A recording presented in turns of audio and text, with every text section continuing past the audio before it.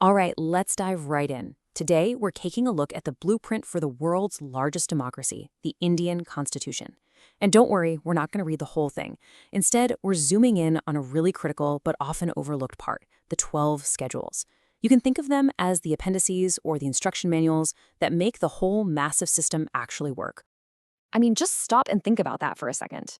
How can one single document lay out all the rules for a country with over 1 billion people with all its incredible diversity? It's a huge question, and it's the challenge that the Constitution of India takes on every single day. It really is the ultimate rulebook. Now, it's interesting. We often call it a book, but legally it's known as a likhit dastavaj, a written document.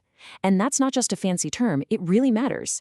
It means this is the supreme law of the land. Nobody, and I mean nobody, not the prime minister, not the president, is above it.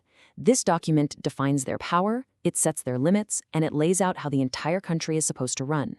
So, when it was first created, the Constitution was this massive thing organized into 22 parts and 395 articles.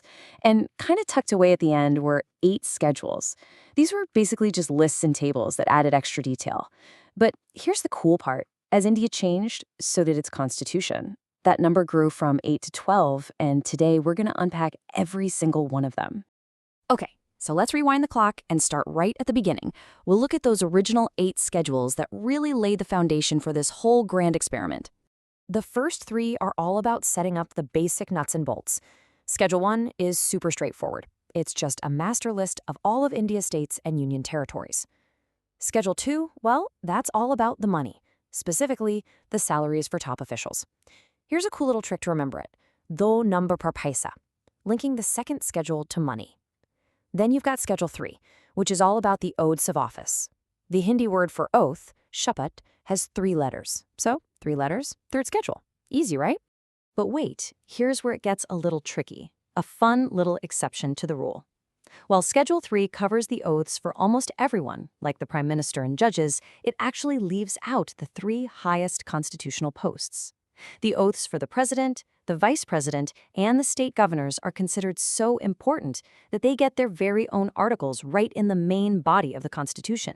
On to the 4th schedule. You might have heard the saying, wherever 4 people gather, a sabha or an assembly is formed. And that's exactly what this schedule is all about. It carefully details how many seats each state gets in the Rajya Sabha, which is the upper house of parliament. It's all about making sure every state gets a voice at the table. And this chart shows you exactly how that works in practice. It's pretty much based on population, which makes sense. So Uttar Pradesh, being the most populous state, gets the most seats by far, 31 of them. Then you have Maharashtra with 19 and Tamil Nadu with 18. This schedule is really the math that makes state representation fair.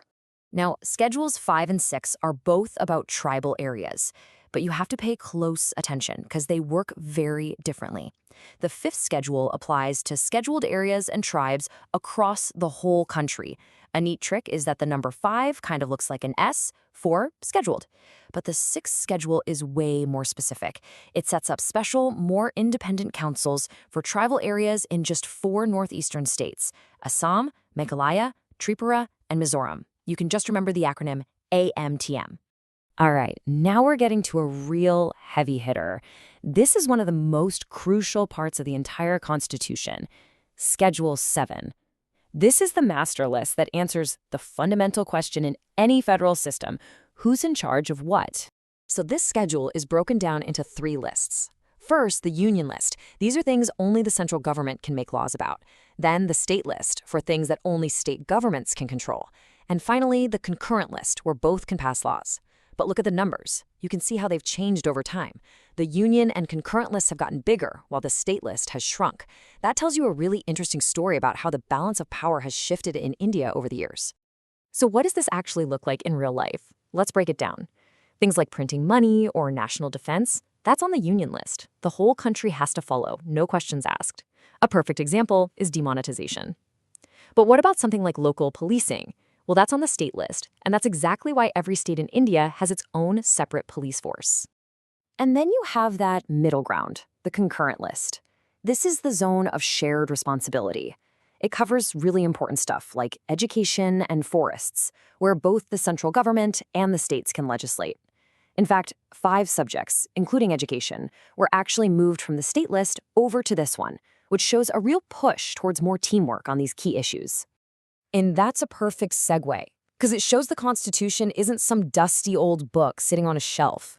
It's a living document that breathes, grows, and adapts. So now let's look at the schedules that were actually added after 1950. Okay, let's start with Schedule 8. This one lists India's official languages, 22 of them to be exact. So let me ask you a question, and think about it for a second. The entire Constitution was written in English, and English is used everywhere, in business and government. So is English on that official list? Get this. The answer is no. Absolutely not. English is not one of the 22 scheduled languages. But you know what is on the list? Nepali. How wild is that? It's just a fantastic piece of trivia that shows you how specific and deliberate these lists really are. And this list wasn't just carved in stone from day one. Oh no, it grew with the nation. It started with 14 languages back in 1950, and then more were added in stages, in 67, 92, and again in 2003, all to better reflect the incredible linguistic tapestry of India. Okay, so this is where we see the Constitution really flexing and adapting. Let's look at the 4 schedules that were added later, each one tackling a major national issue. The 9th came in 1951 to protect land reforms. Then in 85, we got the 10th schedule, which you probably know as the anti-defection law, to stop politicians from jumping between parties. And then 1992 was a huge year. The 11th and 12th schedules were added to bring self-government right down to the local level, panchayats for villages and municipalities for cities. And that 11th schedule, it's more than just a law. It's a connection to a really powerful idea from Mahatma Gandhi, his dream of Ram Raja. This wasn't about religion. It was a vision where power is pushed all the way down to the bottom, where every single village is empowered to manage its own affairs. A pretty incredible idea, finally written into the Constitution. So when you put all of this together, all this evolution, you get this one amazing number, 105. That's how many times the Indian Constitution has been amended. And that's not a weakness. It's its greatest strength. It proves that this blueprint, drafted over 75 years ago, was built to be alive, to change and grow with the nation it serves. So from drawing borders on a map to empowering the smallest village, these 12 schedules are really the engine room of the Indian Constitution. It's this incredible document that's guided a nation for decades, and yet it's never finished. Which makes you wonder, right?